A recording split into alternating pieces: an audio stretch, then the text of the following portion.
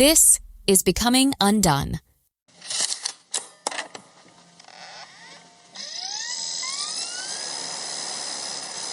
Saturday, November 27th, 1999. Dick Tomey's 5-5 Wildcats limp into Tempe to square off against Bruce Snyder's equally disappointing 5-5 Sun Devil squad. Arizona had entered the year ranked number 3, number 4 in the country, depending on which poll you looked at, while ASU had been ranked 25th. For the Wildcats, it had been almost the opposite experience from just the season before, where they entered the season unranked and finished 4th in 1998. But in 99, they entered at 3rd and finished unranked.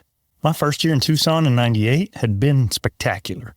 As my new team, the Wildcats, went 12-1, won a hard-fought Holiday Bowl against a favored, not to mention defending national champion, Nebraska team. That season had started in Hawaii with a 101-yard Chris McAllister kickoff return for a touchdown and ended in similarly thrilling fashion thanks to an incredible Brad Brennan grab late in that Holiday Bowl. The Wildcats hung on for a victory, posting the best record, highest final ranking in school history to end that 98 season. While the team was a consensus top 5 heading into 99, the Cats were crushed to open the year at Penn State.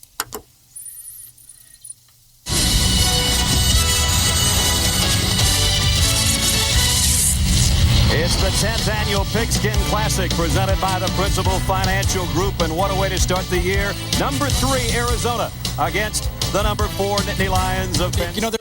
With the football medical staff on the road to Happy Valley, the rest of us back in Tucson, we were stuck working. We were doing pre-participation physicals on the other student athletes, so we vowed to not catch any of the score updates during the game.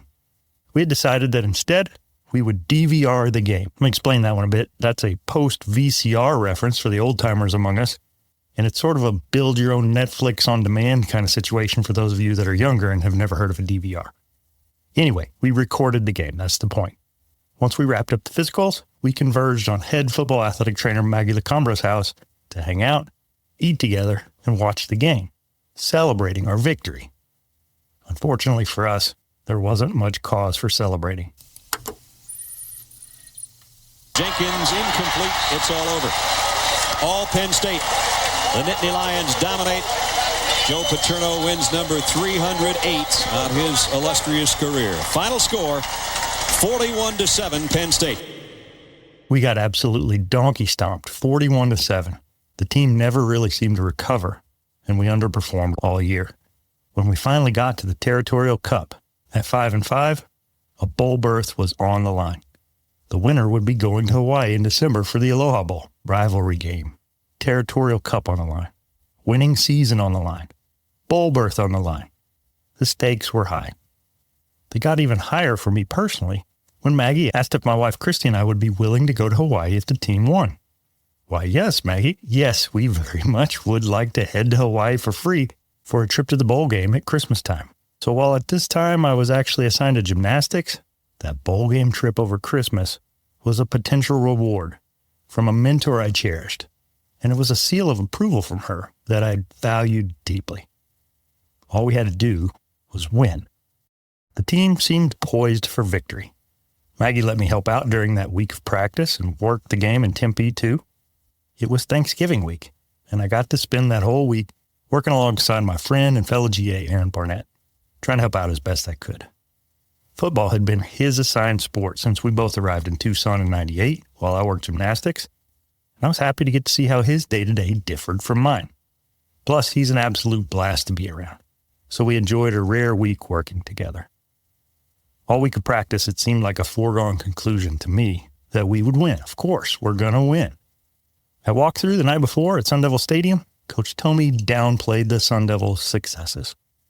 After the normal walk through, jog around, get loose, feel the field kind of session, he whistled for everyone to join him near midfield and take a knee.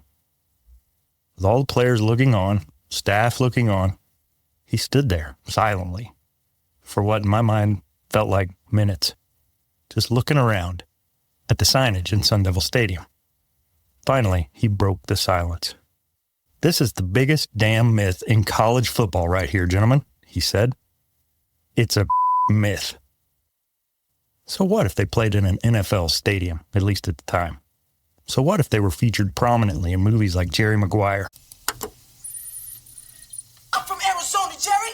I broke Arizona records. Rod. I went to Arizona State. Rod. I'm a Sun Devil, man.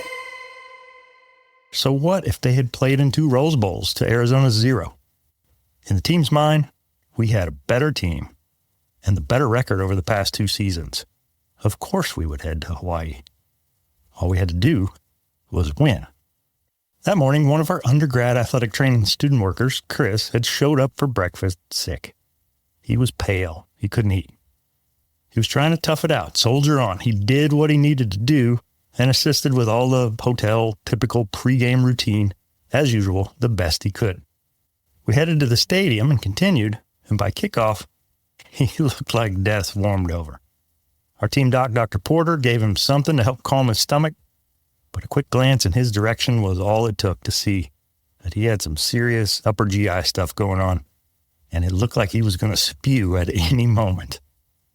It was a close game from the start, but I'll never forget that third quarter. The score was tight, 21-14 in favor of the Scum Devils. Our defense had held, and ASU brought out their kicker on 4th down for a 45-yard field goal try. Special teams had always been a strength under Coach Tomey, so I just knew we would block that low trajectory, long-distance kick, maybe take it to the house and knot it up. Unfortunately, ASU had other plans. Instead, ASU's Holler sprang up and he hit stud and future NFL tight end Todd Heap on a fake.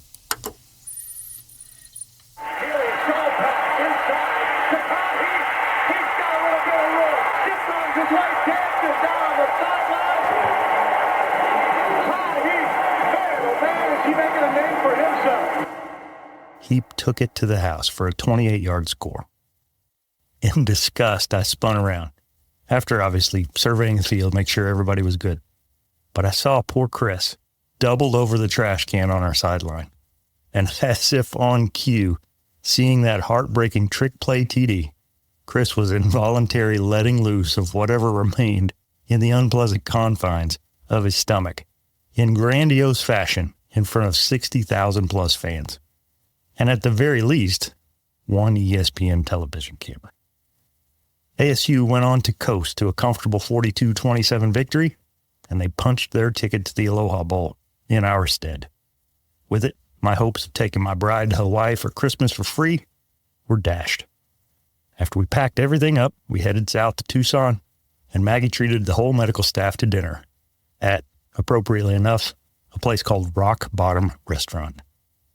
We went inside and ordered up dinner, but while we were waiting, ESPN was already showing the game highlights. They got to the fake field goal play, and the ESPN anchor, whoever it was, said, "Heap goes in for the score on the fake. Check out the reaction from the Arizona bench." Sure enough, they panned to Chris, puking his guts out.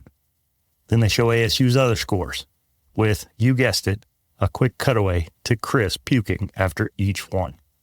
So no, we didn't get to go to Hawaii.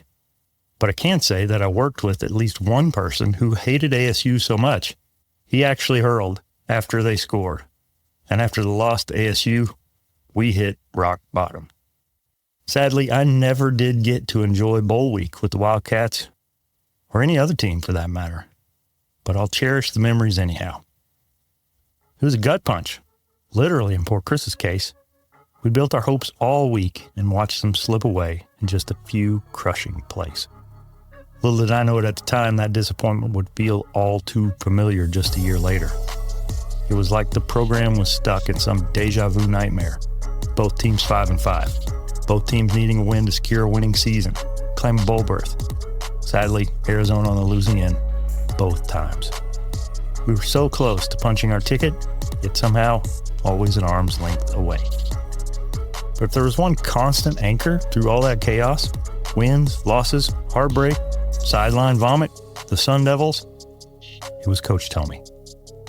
Watching him navigate that season, those seasons, was a study in resilience, grit, and oddly enough, love. I heard him repeatedly remind his team and his staff that no matter the outcome on the scoreboard, it was the relationships and the lessons learned that shaped us the most. I think you could see it wearing on his face, especially in 2000. You could sense it in the locker room. You could hear about it everywhere you went around town. Pressure to perform, pressure to live up to expectations, pressure to follow up the best season in school history with another, then another. In my heart, I know Coach Tomey was a competitor. He loved to win, and his teams took on his persona. But I guarantee you, he much preferred the role he played in '98 as an unranked underdog starting the season, looking to shock the world and end up near the top, as opposed to '99, where a highly ranked favorite to start the season would slip and fall in an attempt to try to meet those expectations. The harder it gets, the better we play, he'd often say. And make no mistake, it got hard. But even now, decades later, that's why the learning leader in me keeps coming back to Coach Dick Tomey. His leadership in success or failure was steady. He didn't give up. He didn't surrender. He fought, always fought for the team. If you stuck with me this long, I guess it's worth mentioning that I'm Toby Brooks. These days, I wear a few different hats: professor, speaker, podcaster. But back in the day, in the late 90s and early 2000s, I was just a green grad assistant athletic trainer at the University of Arizona. And little did I know I'd be part of Coach Dick Tomey's final season with the Wildcats in 2000. You know, the numbers might give you a glimpse into Coach's career, but I don't think they ever really captured what made him special. You see, if you ask the people who played for him, coached beside him, or even worked under him like I did, they'd tell you he shaped them in ways that can't be measured on a stat sheet. Coach always used to say football isn't complicated, people are. And he's right. Matter of fact, I'd argue that that's true of just about any line of work. The job's straightforward. It's guiding the people that tests you daily. If you ask me, nobody did it better than Coach Tomey. Sadly, we lost Coach Tomey to cancer in 2019, but lately I've found myself thinking about him more and more. And as I've grown in my own career, I keep wondering, how can I lead people the way he did? How can I serve people the way he served? How can I love people the way he loved? What was that secret sauce? How did he get people to buy in, follow him, carry his lessons forward in their own lives long after they hung up their pads or closed their office door for the last time? Because in the profession of college football, where wins and losses scream the loudest, Coach Dick Tomey stood out for something that reached far beyond the game, and it's far more enduring: relationships. I think it's those questions that won't leave me alone. So I decided to do something about it. Started tracking down his former players, his staff, his family, the people who knew him best. Together, we've been unpacking the moments that defined him, the values he passed along, and the lasting mark he made on the game and on everyone he led. We've traced his path through those early years in Indiana, his breakthrough at Hawaii, his run at Arizona, his return to the sidelines at San Jose State, and even his so-called retirement years, where he basically never stopped mentoring, coaching, and loving people. It's been a journey of rediscovering a legend while learning how to become better leaders in our own right. So you're tuned in to Becoming Undone. And this is the life, lessons, and legacy of Coach Dick Tomey, the Toby Brooks Passion Project.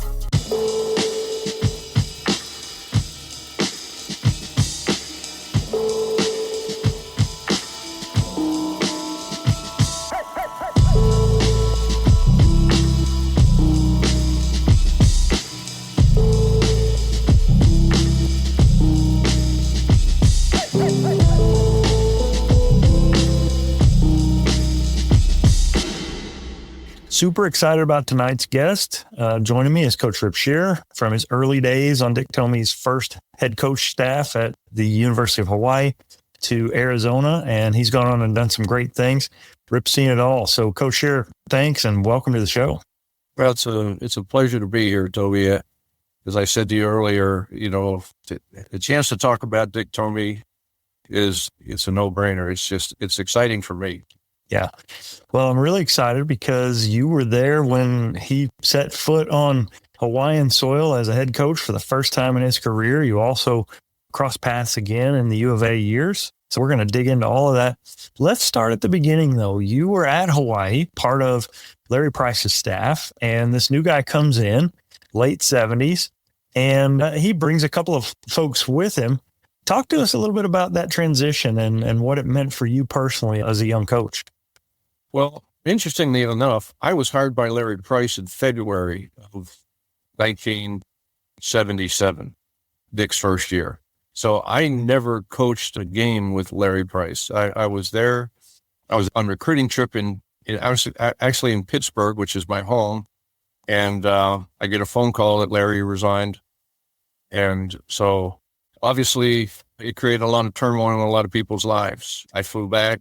We didn't know who was going to get the job, who wasn't. A lot of significant names were mentioned and interviewed. And I really didn't have any connection with, I was an East Coast guy, and most of the guys who were being interviewed were West Coast guys like Dick. So my dad was a high school football coach for years in Pittsburgh, and knew a guy by the name of Frank Gans who was on the UCLA staff. So my dad reached out to Frank Gans on my behalf, and I knew Coach Gans because he had created an opportunity for me to be a GA at Oklahoma State. So I had some background with him. So he was able at least to get my name in front of Dick throughout this whole process. But I was hired as the offensive coordinator, quarterback coach by Coach Price. And then obviously, as I said, that thing unraveled. And Dick comes in and he told me, you're not going to be the coordinator. I'm bringing a guy in, Mike Flores, to be the offensive coordinator. His term was more offensive organizer, but Miguel served as the offensive coordinator. And I became the running back coach and was in charge of the run game. And Mike and I just hit it off. We work seamlessly. We've been friends for since 1977, whatever that was. And we literally speak once a week to this day. Yeah. So, I was obviously on eggshells. I mean, fortunately we had no kids. My wife and I were there living in Hawaii. And Dick said he would evaluate us as the season went on. And, so we hit the ground running, and it was a blur from the time he got there in late June, early July.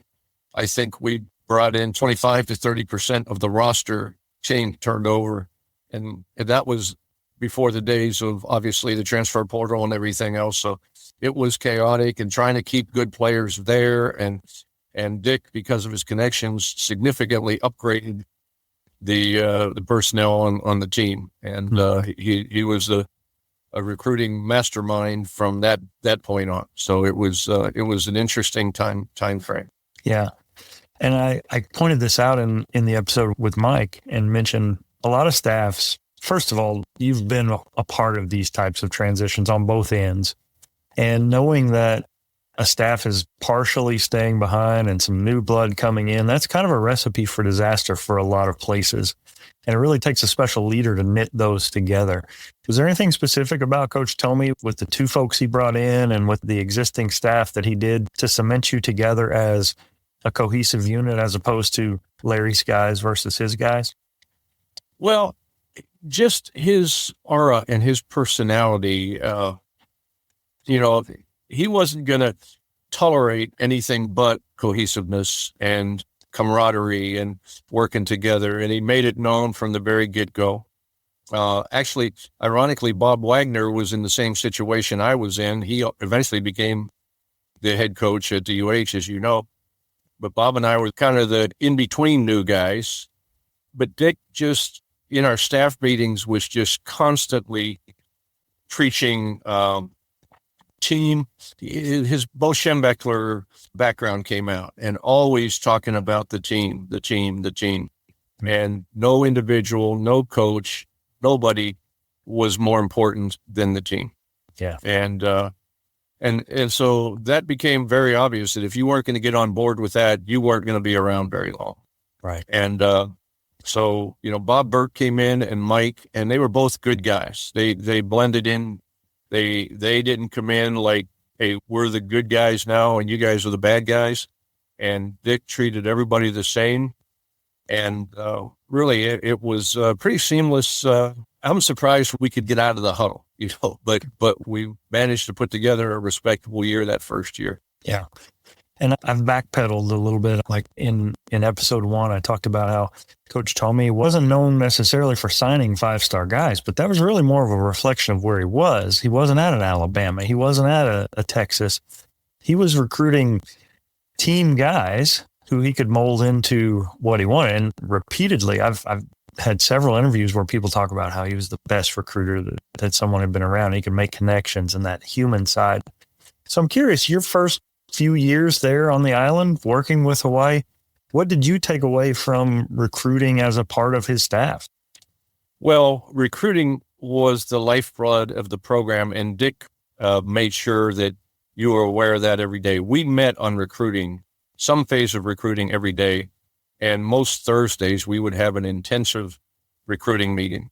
We would do recruiting role playing, and he'd walk in the recruiting meeting and just like out of the blue go, okay, Rip, you're recruiting Mike Flores here. Mike's a big-time junior college prospect out of Santa Monica, and he has these offers, and and so you would then go through, like you're meeting him at the school, and you would start, and at some point Dick would go, hey, no, we're not saying that. That's not the way we're going to phrase that.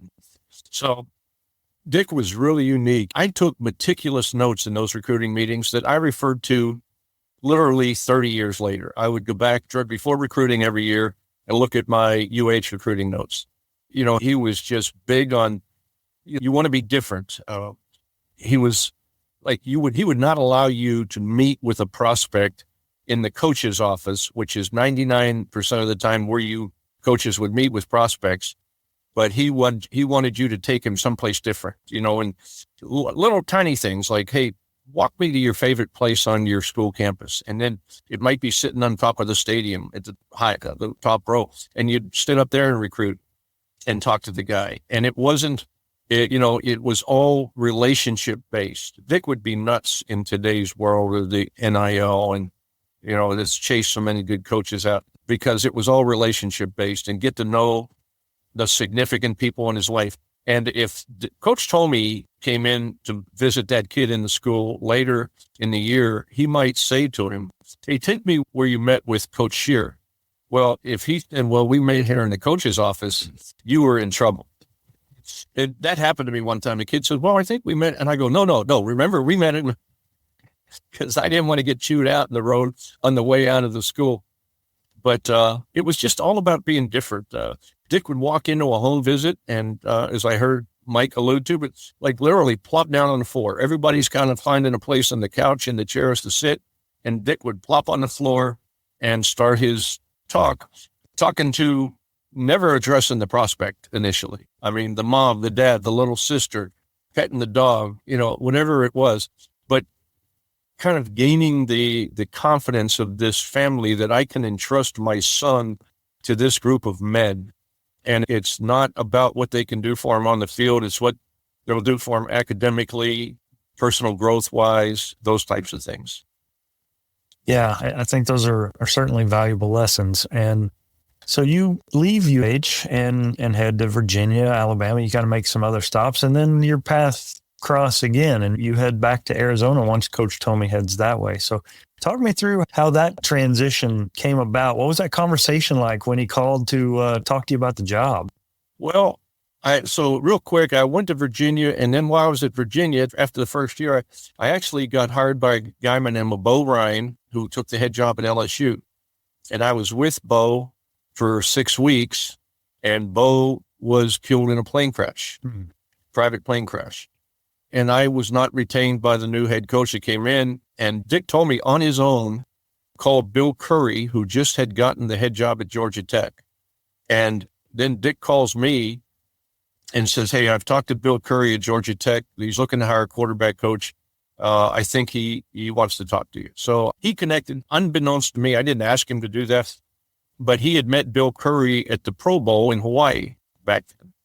So I go to Georgia Tech for 7 years with Bill, go to Alabama for 1 year. I was the coordinator. I was 32 years old. We went 7-5, and I was not the most popular guy in Tuscaloosa. And Bill called me in after the end of the season, and he said, I have to sacrifice one to save the other 8. And you're the one they want. So I got let go, and Dick was the first guy that called me. And he said, listen, I don't have a spot on my staff, but we're going to create a position here. So I literally went there as like the assistant AD in charge of football overseeing football and being a conduit with the AD and the program. Good Lord. How awesome would it be to have a mentor like Dick Tomey on your side? Let's recap what he'd done for Rip up to this point. First, he keeps him on staff at Hawaii after hiring in, even though Rip had been hired by the coach before, Larry Price. Rip stays for a couple of years, then he leaves and spends some time at Virginia before taking a job at LSU. And less than 2 months into his job in Baton Rouge, the unthinkable happens. Rip's head coach, Bo Ryan, suddenly loses his life in a plane crash, and Rip finds himself out of work. Before Rip can even begin his job search, Coach Tomey has already made calls on his behalf, ultimately paving the way for a job at Georgia Tech, where Rip and the whole staff do well. Well enough to go to Alabama, where Rip serves as coordinator for a season. But in Tuscaloosa, 7-win seasons are things of nightmare, and his head coach Bill Curry decides he has to fire Rip. Coach Tomey finds out and is on the phone again. This time, he isn't trying to find Rip a landing spot somewhere else. He's actually creating a job where one didn't exist at Arizona. And a season later, he gets promoted to offensive coordinator. As a leader myself, I can't help but feel woefully and horribly inadequate at this recollection of events. Too often, when I hear about former colleagues or students who find themselves between jobs, I certainly think about them. I might even pray for them. On rare occasions, I might even text or DM them. Rarer still, I might call them. But especially when they've been released or fired, maybe for cause, I find myself not wanting to get too far involved and advocate for them. After all, what if I put my neck out for them and they mess up again? Then I look bad and my reference gets tarnished somehow. I think it's safe to say that even if that thought had crossed his mind, Dick Tomey flat out didn't care. His others first philosophy meant he was going to do all he could to help you, even if it meant him calling in a favor, putting his reputation on the line. But here's the thing. People know you love them and that you've done that. More often than not, they rise to the challenge. And that's what Rip did, and it led him to even greater opportunities in the future. We'll be back after a quick break. Hi, I'm Paul, host of Water Guy Unfiltered. If you're looking for fun topics like landfill juice and the history of coffee mixed in with things like haloacetic acids and the forever chemical PFAS, you've come to the right place. Check out Water Guy Unfiltered and learn the raw truth about water stuff, where it's educational and informative with a shot of humor just to keep it fun. We started as a weekly radio show, and now we're podcasted everywhere. Join us.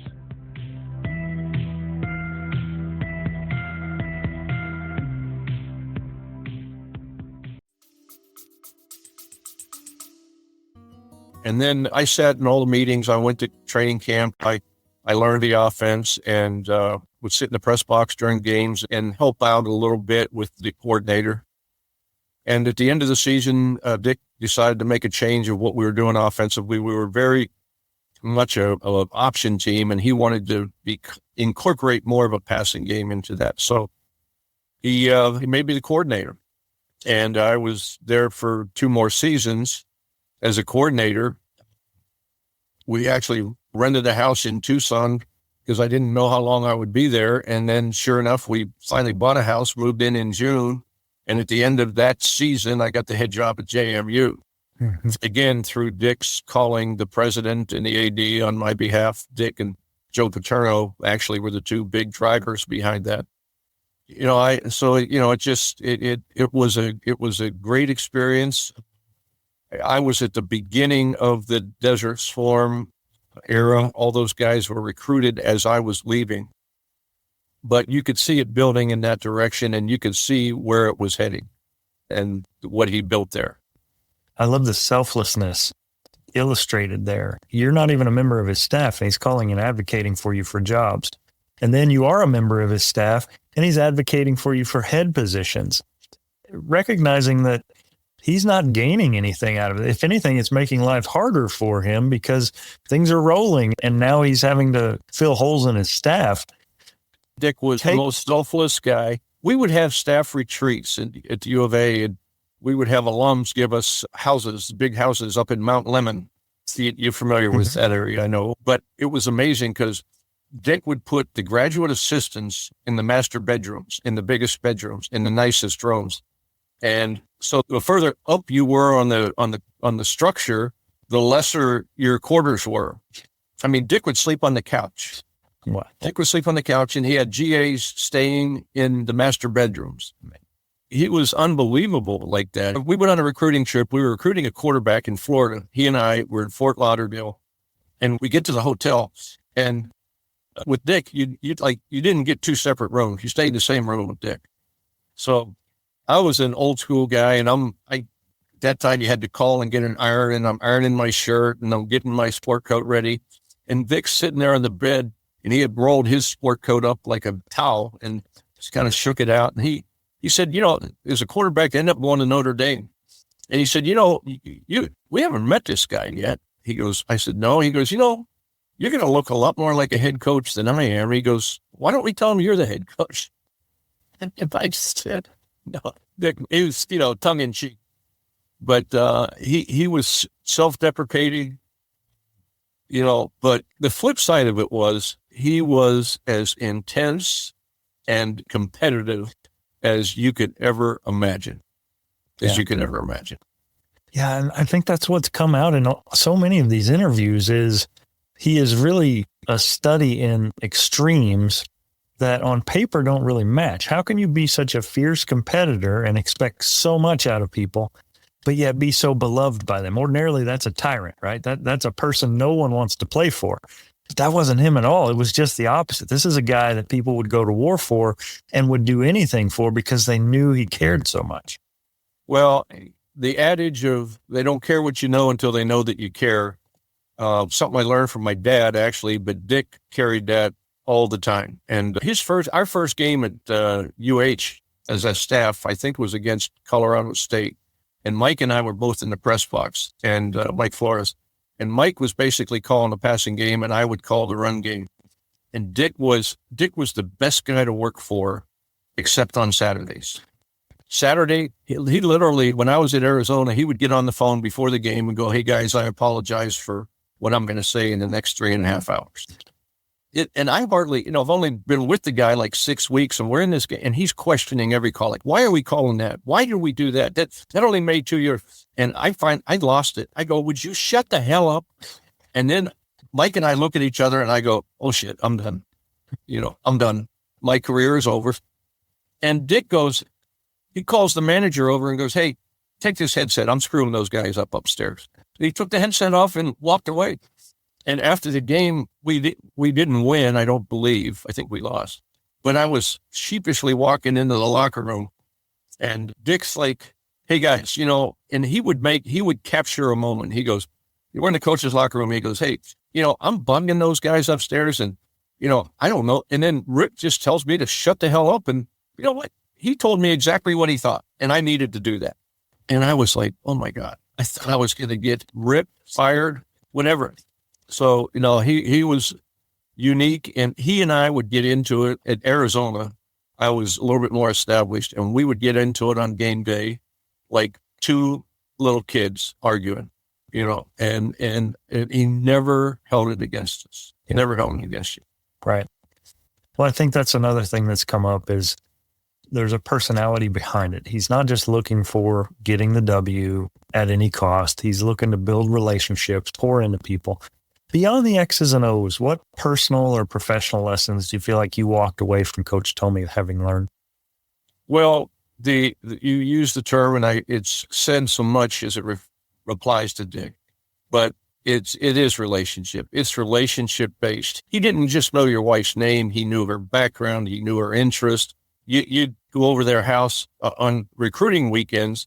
We didn't take the prospects out to extravagant breakfast. We had breakfast on Sunday morning, the last morning of recruiting weekend, at Dick's house. And the wives would all come, and they would make breakfast. Wasn't like it was catered. They were scrambling the eggs, cooking the bacon, doing the toast. But he would sit there and, after all the prospects had cleared out, sit there with your wife and just say, how you doing? I mean, how's your job going? Just take a really personal interest in your kids. He wanted them around. from the time I worked with Dick and then I became a head coach for 10 years, his schedule is something that I adopted all the time. And then I got other coaches to adopt it that I worked for. We came in early. Dick's philosophy was, hey, you're morning time at home. The kids getting ready for school. Everybody's getting ready for, it's not quality time. So we're going to come in here at 6:00 and we're going to start, but you're going to be home by dinner time. So in the evening, you can be with your kids. And he was adamant about that. He would chase you out, get out of here. We're going to be in here at 6. You can't stay in here till midnight and expect to be productive tomorrow morning at 6. So get home, get with your family. And I carried that through in every one of my head coaching positions, and some where I had some influence or say with the head coach to convince him to do things like that. It was all based on relationship, family, caring about people. Mm-hmm. And I think beyond that, he isn't just a relationships person. He also is a leader and a cultivator of leaders. And that's kind of a signal of a great leader, is how many leaders do you produce? So the fact that you go from your position at Arizona to a head coaching job at JMU and then eventually Memphis, talk to me about that transition to head coaching for you and what role maybe Coach Tomey played as you made the jump. Coach Brent Brennan was on earlier and he said, they don't make a manual for this thing as a head coach, but having Coach Tomey there was a critical part of his success. The first day in my office at JMU, after most of the day and, it was a turnstile with people coming in the door and wanting to see you, and you had this and academics. And I called Dick and I said, hey, Dick, same thing Brent said. I said, I've been looking all over for the manual in this desk. There's no manual. He goes, figure it out on your own. You'll do fine. Just go with your gut. And those first months, and he was so patient, and you could call him anytime, and he just would guide me through things, but not tell me what to do, but okay, think about this. Think about this. He'd give you a different perspective on it, and you'd walk away with a much clearer idea of what I need to do now, what I have to do and, or what should be done. I'll give you an interesting story too, because he was an early morning guy, and Dick was like all the time, like if he wanted you to ask something from a high school coach or something, and you'd come in the next morning and go, Coach, I called him, and he goes, well, did you try him at 6:00 in the morning at home? And I go, no, or we would go, no. But when I went for my second interview at Memphis, and I was sitting down with the president, and somehow Dick's name came up, and he goes, well, I want you to know Dick Tomey really thinks the world of you. And I go, yeah, he's been great for me. He goes, yeah, he called me at 6:00 in the morning to tell me about you. And I said, okay, that makes sense. He knew you were going to be home. I love that. People are free at that time, generally speaking, so you can't argue the logic, right? So you have had a storied career, NFL, head coach in collegiate ranks, professional, otherwise. So talk me through how you've seen Coach Tomey's coaching impact kind of bubble to the surface in all your various roles, whether it's as a head coach or in assistant roles. Dick was a defense. He coached on both sides of the ball, but he was a defense first guy. And he was, you win by not turning the ball over. You win with the run game, and you win with defense, number one, and special teams. And so I became fanatical about ball security. As an offensive coach, I wanted to make sure we played great defense. You can win a lot of games if you can hold them down. But Dick didn't want to be just like any other offense either.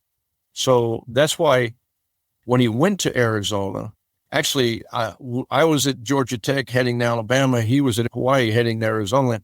And he called me and he offered me the coordinator's job at Arizona initially. And I go, Coach, I got a chance to go to Alabama, and he didn't take anything against him about that and didn't say, and he goes, the only thing he said to me is, are you sure?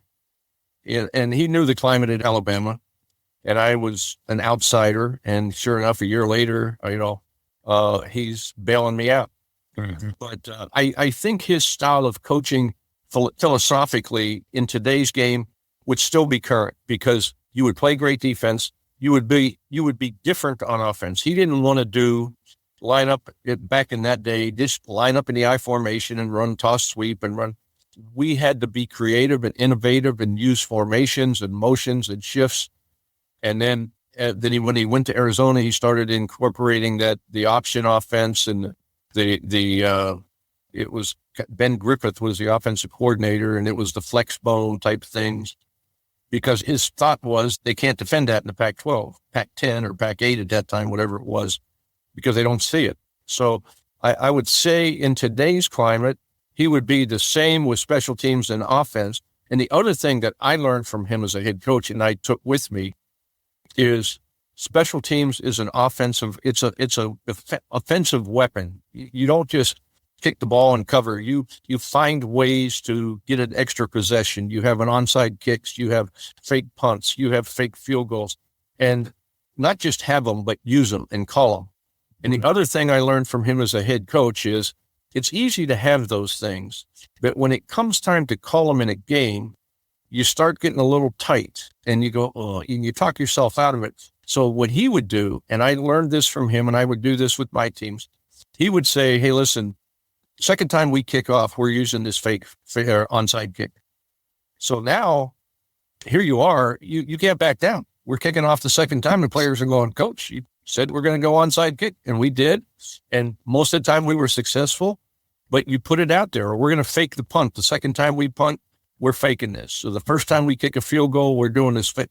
I mean, you put it out there to the players, you got to stick with it. Yeah. I will never forget. It was probably the first practice I ever covered. And we had a freshman tailback, and he was just kind of lollygagging with the ball in his hand. And one of our DBs or linebacker, somebody knocks it out and recovers it. And the defense goes insane. Like, this is before practice has even started, first practice.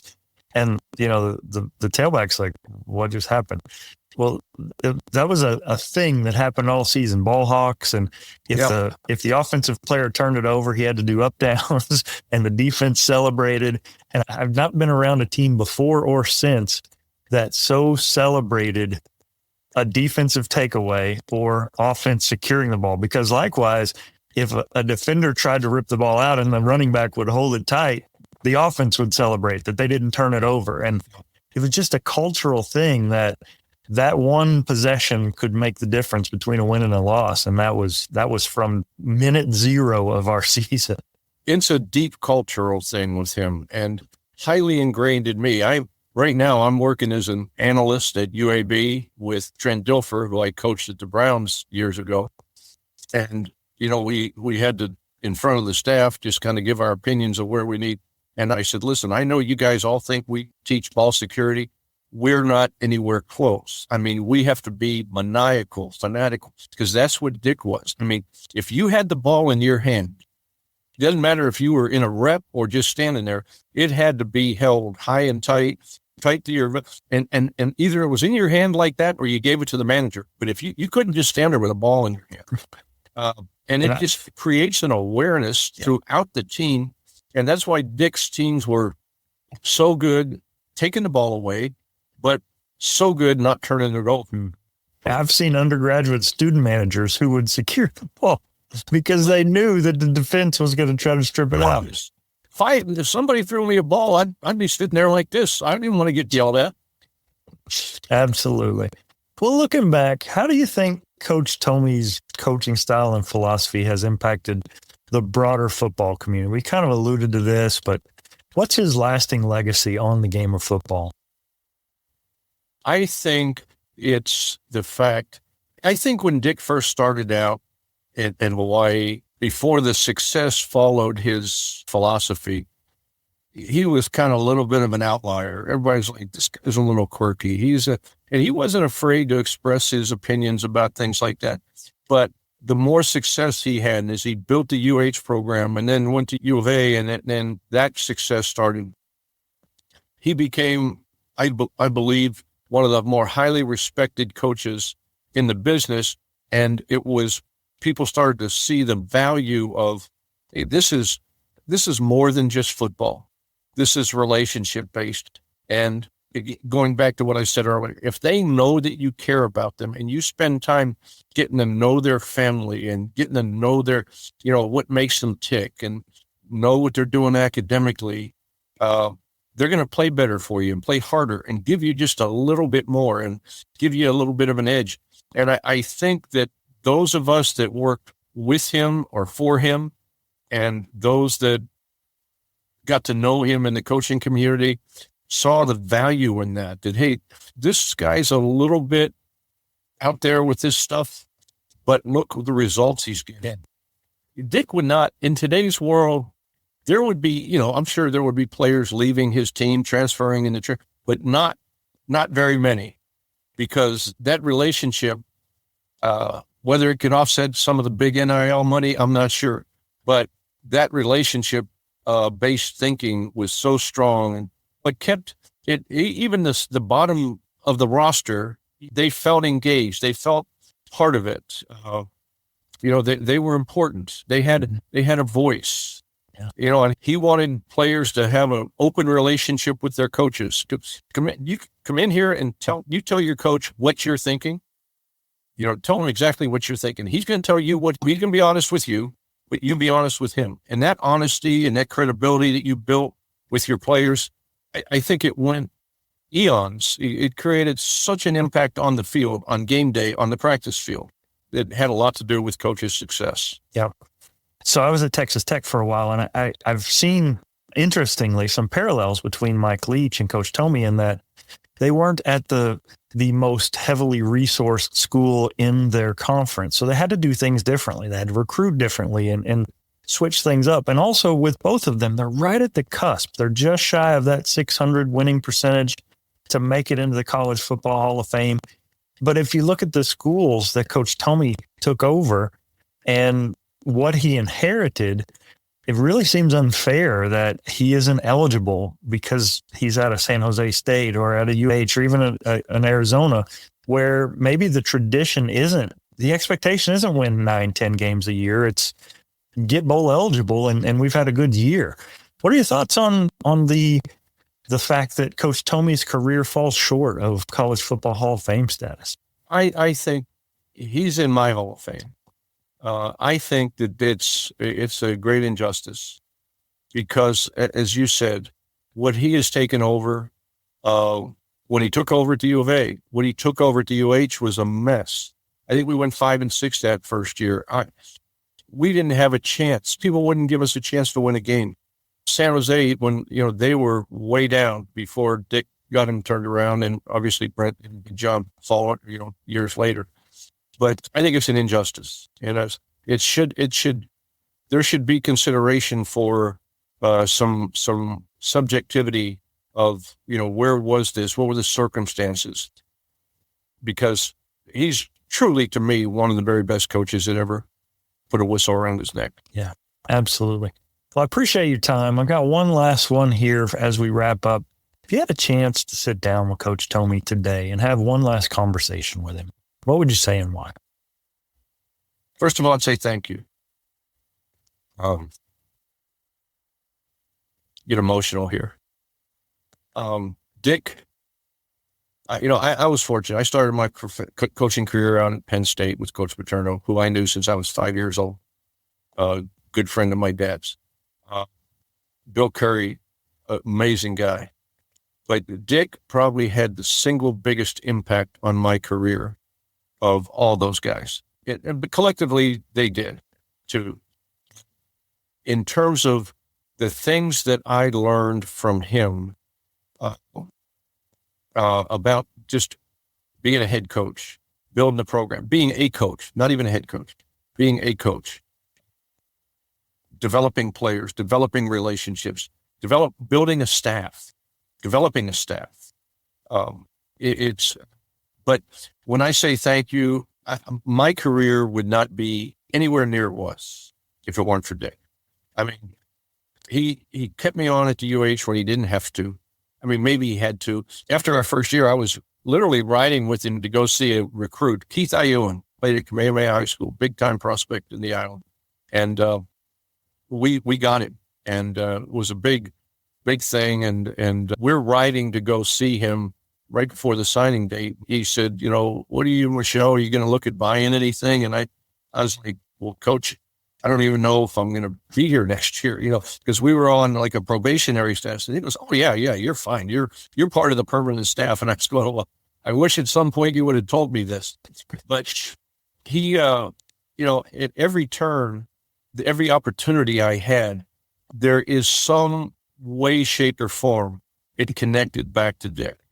It might be 3 or 4 layers down, but it connected. But he bailed me out at Hawaii. He bailed me out when I got fired at Alabama. I heard you talk about his last season in 2000. I got fired at Memphis the week before he was fired. And I took my son, who was about, I guess Scott was maybe a freshman in college. And I said, listen, we're going to Dick's. I talked to Dick. He called me right after I got fired. And he said, listen, I'm probably right behind you. So I booked a flight. It was Thanksgiving weekend. We flew in to Tucson Friday. We're on the sidelines of the game for Dick's last game. 'Cause I wanted to be there. It was important to me to be there. Why they ever made that move, I don't know. But and then we went over to the house afterwards and shared stories and laugh and whatever. This right here is one of those I can't believe the world is so small moments. You might remember, as I shared in previous episodes and this one as well, 2000 was my last season with the Wildcats. A year that started with so much promise. We were 5-1 after the first 6 games. Then, like fate had other plans, we couldn't catch another win. Injuries, timing, bad bounces, whatever it was, it just wasn't in the cards. So for the second year in a row, we only needed one more victory. And for the second year in a row, we needed it against our rival, Arizona State, to salvage that winning record, punch a ticket to a bowl game, most likely in Hawaii of all places. But on November 24th, 2000, the day after Thanksgiving, we lost to the Sun Devils 30-17 in front of 54,297 subdued fans at Arizona Stadium. We'd heard all the rumblings by then. Big money boosters and nameless, faceless keyboard cowboys were convinced that Arizona football, a program Coach Tomey had pretty much built with his own hands, deserved, quote, better than him. But honestly, numbers don't really back that up. Let's put it in perspective. Before Dick Tomey, from 1899 to 1986, Wildcats' all-time record was basically okay. There were some rough patches, a lot of so-so years, only a few truly great ones. By the conclusion of 86, Arizona had something like 490-plus wins, around 340 losses, and a few dozen ties mixed in, working out to a winning percentage somewhere around .575. In the Dick Tomey era, from 1987 to 2000, the team went 95-64-4, or about 59.5%. Now that's slightly above the historical average for sure, but look at the highlights. First ever share of the Pac-10 title in 93, a preseason #1 ranking in the cover of Sports Illustrated in 94, and then the magic of that 12-1 season in 98, finishing 4th in the nation with a Holiday Bowl victory over defending national champion Nebraska. Summing it up consistently solid with flashes of absolute greatness, all at a fraction of the investment that some of the other schools in the Pac-10 had. Since then, from 2001 to present, unfortunately, our Wildcats have limped along to something like 113 and 150, or a .430 winning percentage. Far from what those naysayers expected when they were calling for the change. So going into that final showdown in 2000, I could tell you exactly how I felt. I prayed we'd win. I wanted to go to Hawaii for Christmas. I wanted us to salvage a winning season.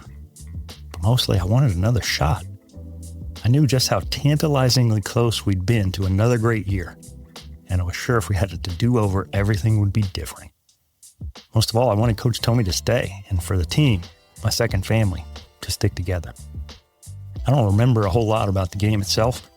It's kind of like time has blotted much of that pain out of my mind. I do remember reality setting in the third quarter, that this might just not happen. but I'll never forget that locker room afterward. It was somber, heavy, crushing. I had a whole nother year to go in my PhD program. But the moment I heard Coach Tomey wouldn't be back a couple days later, I knew my time in Tucson was over. I didn't interact with him every day, but I knew enough. The culture of Arizona football would never be the same. Back to today, though. Now, 25 years later, I find out my guest today, Rip Scherer, was on that same sideline, probably just a few feet away from me at times while I worked, and he watched. I never even realized it. How wild is that? No one made a fuss about it. It's business as usual. Let's go get one more. And here we are, decades later, connecting over Zoom, reminiscing about Coach and that pivotal moment in time. You know, anybody can be in charge for a while. Plenty of people can boss you around. But true servant leaders, the ones who can make you drop everything just to stand by them, even years after you've parted ways, those are rare. Rip knew Coach Tomey needed him that day. And truth be told, Rip had just been fired and he needed Coach Tomey that day. So he showed up in Tucson. And that to me tells me everything you need to know about the power of real leadership. But I owe him, I've been in this business now going on 51 years. And I've been blessed to be at 3 NFL teams and about 15 major colleges. And none of that would have been the case if it hadn't been for Dick Tomey in my life, in my career. In terms of what I learned from him and then how he would try to help me advance my career by calling people and getting in touch with people. Yeah, awesome. Well, Coach, thank you so much for your time. I really do appreciate the insights.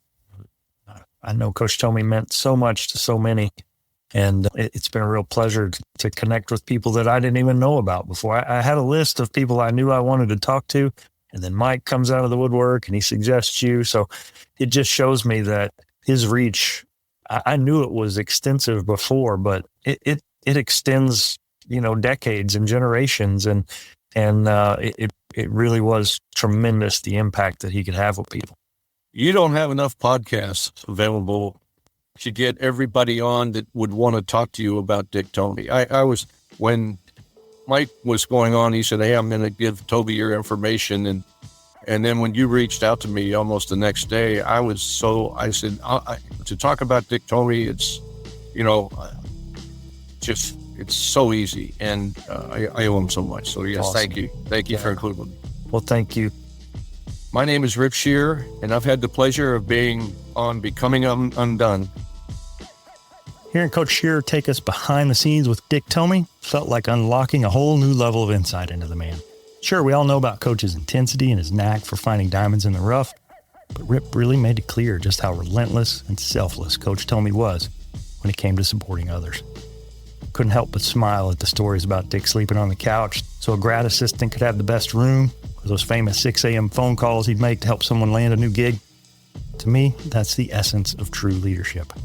Doing whatever it takes to lift people up, even when it doesn't directly benefit you. And the best part? Rip's stories reinforced that family wasn't just a buzzword for Coach Tomey. It was the heartbeat of the whole program. Beyond the X's and O's, what strikes me most is how much Coach Tomey believed in relationships as the foundation for success. He didn't just preach it, he lived it every day. Whether he was talking to a recruit in the top row of a high school stadium or inviting staff and families over for a homemade breakfast on a Sunday morning. It's that genuine human connection that got even the bottom of the roster guys to buy in at 110%. And it made coaches like Rip come running back to his side whenever life threw them a curveball. If you ask me, that legacy is way bigger than any win-loss record. It's a reminder that when you care deeply about people, when you get to know them as more than just cogs in a machine, you can build a culture that endures long after the final whistle. That's the kind of leadership we could all use a little bit more of, on or off the field. I'm thankful to Coach Scherer for dropping in, and I hope you enjoyed our conversation. For more info on today's episode, be sure to check it out on the web. Simply go to undonepodcast.com/EP116 to see the notes, links, and images related to today's guest, Coach Rip Scherer. Coming up next week, you will not want to miss my conversation with Coach Dino Babers, who played for Tomey in Hawaii before serving as a GA and an assistant later in his career. He'd eventually go on to become head coach at Eastern Illinois, Bowling Green, and Syracuse. adding to that Coach Tomey coaching tree. And I promise he's got some fantastic stories to tell. After that, we'll hear from walk-on turned NFL coach Dave Phipp, special teams coach of the Detroit Lions, about what it was like to play and serve under coach. So stick with me. We're seriously still just getting started. This and more on Becoming Undone, the life, lessons, and legacy of Dick Tomey, a Toby Brooks passion project.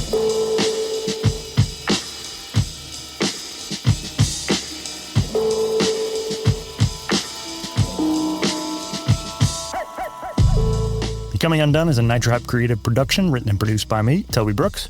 Tell a friend about the show and follow along on Facebook, Instagram, and LinkedIn at Becoming Undone Pod. And follow me at Toby J. Brooks on Facebook, Instagram, and LinkedIn. Check out my link tree at linktr.ee/Toby J. Brooks. Listen, subscribe, and leave me a review at Apple Podcasts, Spotify, iHeartRadio, or wherever you get your podcasts. You know, podcasting isn't easy. Sometimes it's hard. And the harder it gets, hopefully the better I play. Till next time, everybody, keep getting better.